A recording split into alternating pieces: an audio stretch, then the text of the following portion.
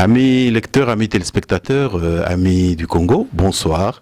Nous profitons de notre passage à Genève pour nous entretenir avec les combattants d'ici, avec ceux qui sont engagés pour la libération du pays depuis des années. Et ils vont se présenter, même si vous les connaissez. Félix Mbaye Kalombo Junior. Et Justin Chisomanto, Justin jusqu'au bout.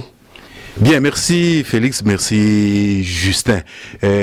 Au jour d'aujourd'hui, quelle est la situation du combat ici en Suisse? En passant, il y a moins d'une semaine, j'étais à Paris, il y a eu une grande manifestation, il y avait près de 500 personnes dans la rue. Et quelle est la situation du combat ici en Suisse? Merci beaucoup, Cheikh Fita, journaliste du Peuple. La situation en Suisse reste la même parce que nous avions, nous, quand on a commencé le combat, misé sur les valeurs et puis aussi sur les textes qui devaient nous régir. Et c'est toujours dans ce sens-là que nous continuons à évoluer. Et nous sommes en train de prévoir une grande rencontre pour le 30 juin. Question d'essayer d'évaluer un peu tout ce qui a été fait jusqu'à présent et de donner des propositions très claires par rapport au départ immédiat du régime Kanambe. Bien, merci. Et Justin, vous avez quelque chose à ajouter par rapport à ce que Félix vient de dire? Juste pour dire que non, bon, nous sommes en 2016, donc pour nous, ici en Suisse, précisément à Genève, donc tout se passe vraiment comme on l'avait souhaité pour cette année finissante, je dirais, pour le régime de Kanambe. Donc voilà, donc c'est 2016, donc nous devons aller jusqu'au bout. Bien, nous sommes au mois d'avril, fin novembre, il devrait y avoir des élections, mais aujourd'hui j'ai consulté le site de la CENI, il n'est même plus accessible. Ça fait 1 mois et demi, ils n'ont plus rien renouvelé. Les dernières informations, si vous allez sur ce site-là, datent de Mathusalem, à croire qu'ils ne travaillent pas. Est-ce que vous pensez qu'il y aura des élections et s'il n'y a pas d'élection, on fait quoi? Nous avions annoncé depuis la nuit des temps que si on devait se fier à la CENI et à Kanambe, il n'y aurait pas les élections. Et pour éviter de tomber dans ce piège, parce que Kanambe a voulu rester au pouvoir en refusant de faire organiser les élections. Alors pour nous, c'était simple. Il fallait créer les conditions pour que ces types partent. C'est pour ça que nous misons essentiellement sur l'idée de dissoudre toutes les institutions et puis mettre en place un gouvernement de transition sans le dénommé alias Joseph Kabila. Voilà un peu la structure. Et le gouvernement de transition viendrait avec une seule mission, celle de préparer les vraies élections. Et nous, on voudrait que ceux qui vont participer au gouvernement de transition ne soient pas acteurs aux prochaines élections libres et démocratiques. Justin? Ouais, juste pour ajouter en disant que non, pour moi et pour nous autres ici à Genève, pour nous autres ici en Suisse, c'était prévisible, hein, mais c'est Cheikh Fita que non, ces régimes de Kanambe, depuis le début de l'année 2012, il ne manifestait pas la volonté d'organiser les élections. Donc là, pour cette année, bon, sur le plan constitutionnel, nous sommes en train de voir dans quelle mesure s'il va respecter ou pas, juste respecter la Constitution. Mais au pire des cas, donc, il y aura, entre guillemets, une transition, mais sans lui. Bien, il y a une question que je pose toujours aux activistes, aux combattants, aux politiciens. Nous avons de bonnes idées, nous nous battons pour une cause juste. Mais quand on voit les rapports de force, il a les chars, il a l'armée, il a l'argent, il corrompt et tout ça, en dehors de notre combat donc idéologique. Comment est-ce qu'on va faire pour renverser le rapport de force?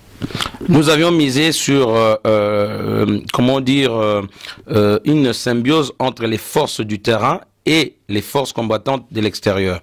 Cela voudrait dire que tous les politiciens, les acteurs politiques et puis les activistes qui sont sur le terrain devaient entrer en contact avec nous ou vice-versa. Ceci a été fait. C'est dans ces cadres-là que nous avons demandé formellement et officiellement à l'ONU qui compte plus de 20 000 personnes sur le sol congolais, de se mettre au service du peuple et accompagner cette idée que nous plaidons, l'idée de cette transition.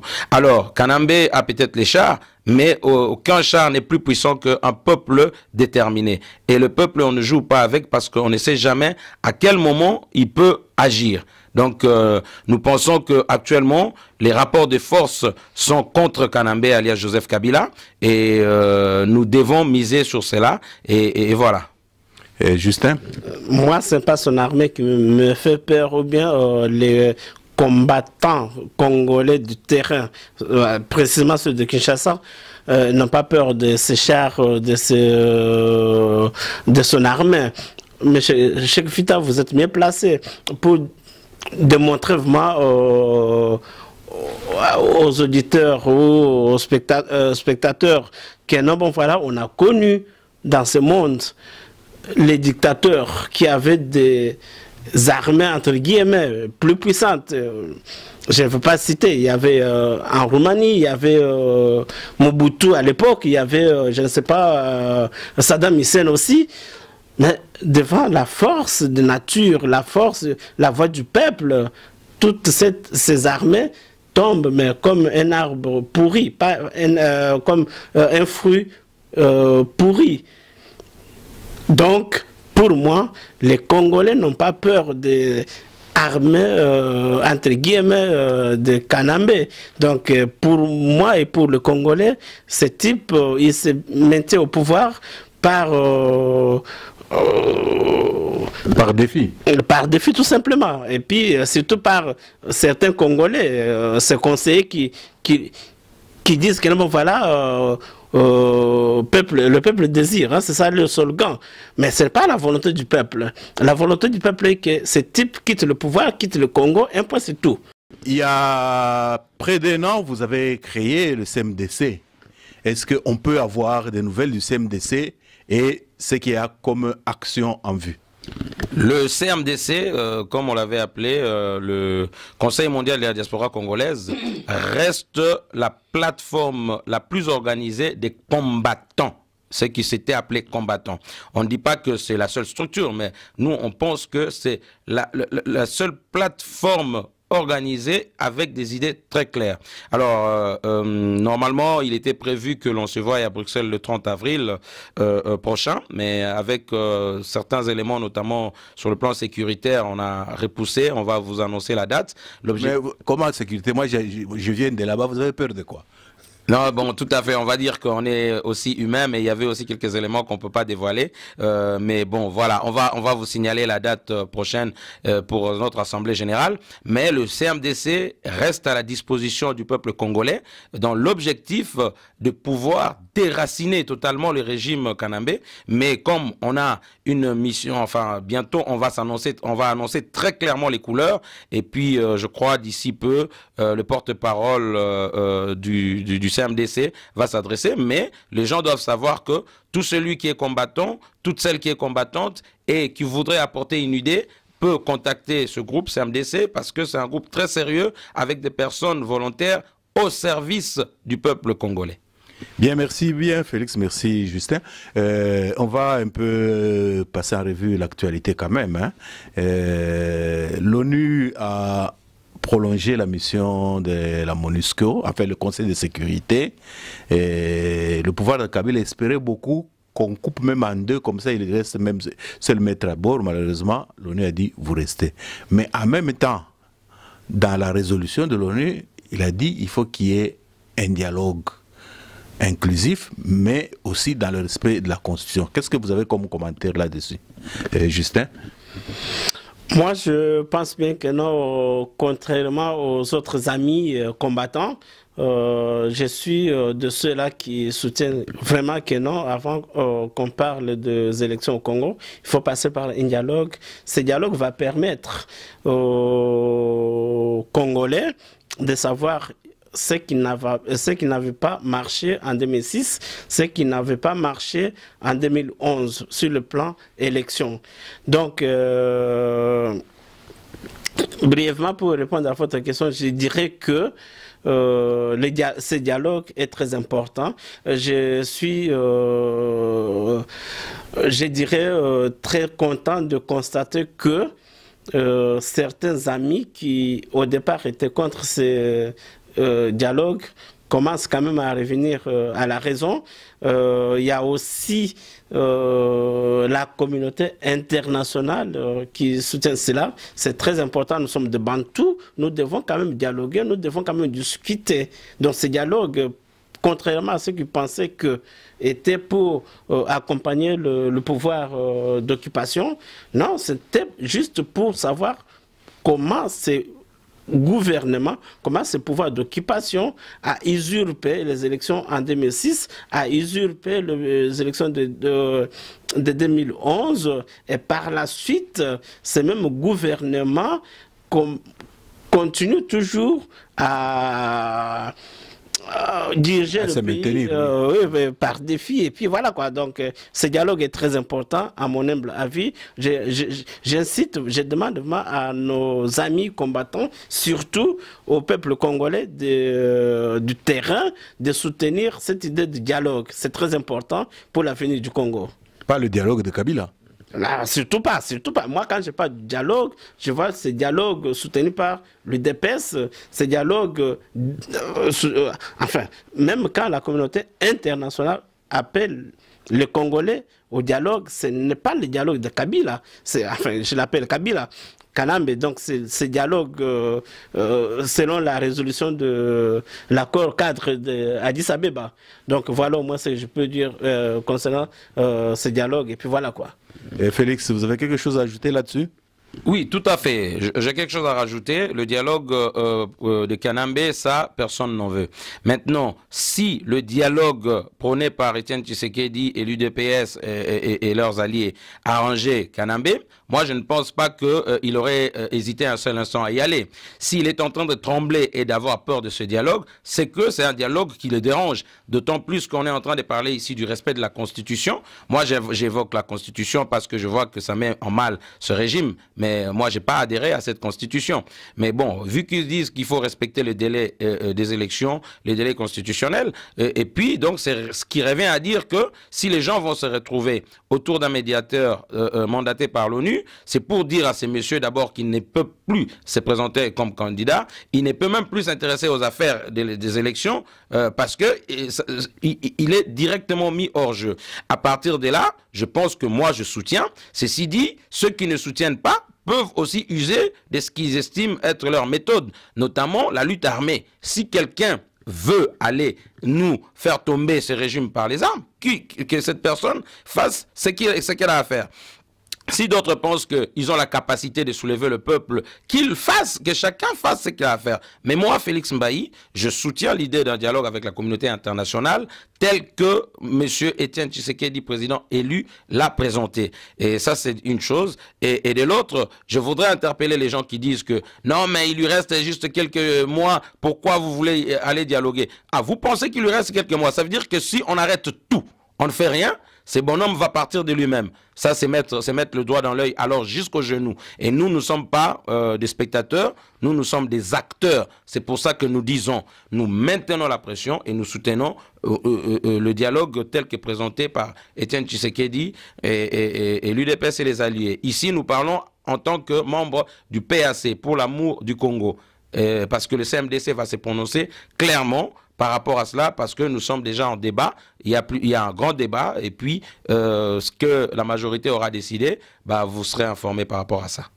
Bien, merci beaucoup Félix Mbaï, merci beaucoup Justin. Et il reste une dernière question par rapport à l'actualité. C'est donc le coup de tonnerre qui est tombé dans les médias avec le Panama Papers, où on parle des fonds cachés au Panama. Vous avez suivi comme tout le monde. Est-ce que vous avez un commentaire là-dessus? Oui, mon tout premier commentaire, je vais m'adresser à ceux-là qui ont dénoncé cette affaire. J'ai comme l'impression que beaucoup dénoncent mais ne condamnent pas. C'est ça mon souci.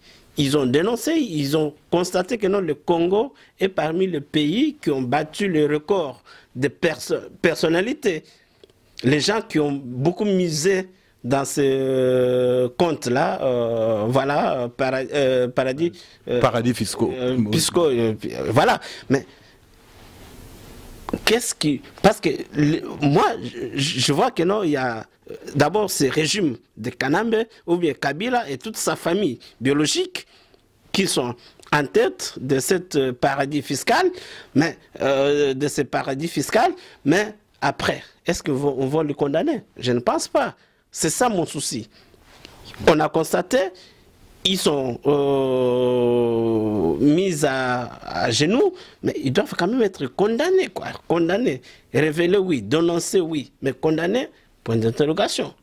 Bien, merci beaucoup, Justin. Et Félix, à ce propos. Un élément de plus à l'actif du peuple congolais.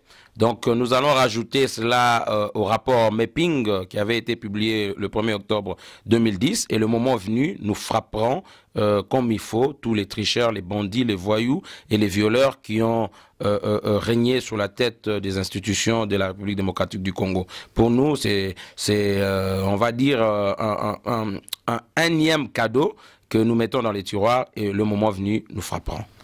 Bon, je vous remercie beaucoup pour... vous avez un élément à ajouter là-dessus? Oui, parce que je crois bien que non, Cheikh Fita News, c'est vraiment un site de recherche, un site d'investigation.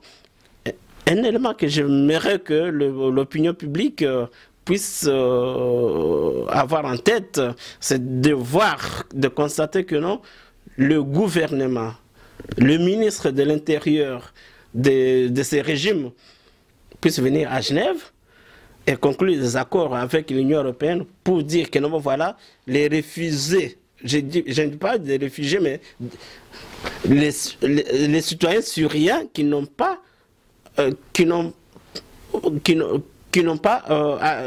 jamais été acceptés sur le sol européen soient acceptés au Congo. Donc le Congo est reconnu depuis quelques semaines comme quoi que non, bon voilà, c'est une terre d'asile pour les Syriens. Pour les Syriens. Il y a les reflets du Congo-Brazzaville qui traînent là au stade 24 novembre. Le gouvernement de Kanambe est incapable de résoudre les problèmes. Mais ce même gouvernement vient ici pour accepter les réfugiés syriens. Il y a un souci, quoi. Donc là, je suis en train de lancer un message, d'interpeller les Congolais, surtout de la diaspora, de veiller à ce que cette situation ne soit pas à être acceptée. Bien, c'est entendu, ce sera diffusé tel quel. Nous espérons que ceux qui sont au Congo donneront un peu plus d'informations là-dessus. Et un dernier mot de la fin par rapport à notre rencontre d'aujourd'hui. Félix? Merci beaucoup, Cheikh Fita News. Vraiment, nous sommes très heureux parce que vous êtes très professionnels, mais vous avez toujours du temps à nous accorder. Et là, vous êtes des passages rapides à Genève et vous voulez, vous en avez profité pour tirer quelques informations afin de servir nos frères, nos sœurs et tous les amis du Congo. Nous vous remercions et nous saluons cela.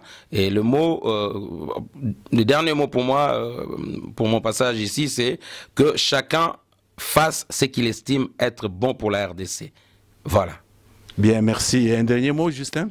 Juste un appel par rapport à ceux-là qui combattent avec nous depuis 2006 surtout. Là, nous sommes en 2016. Donc, revenez au bon sentiment patriotique du départ. Donc, pour qu'on continue, donc le régime est en train de tomber. Nous devons vraiment accompagner sa chute, quoi. Donc, merci. Et puis, merci à Cheikh Fita News. Merci à tout le monde. Et puis, voilà, quoi. Bien, merci, chers lecteurs, chers téléspectateurs, chers amis du Congo.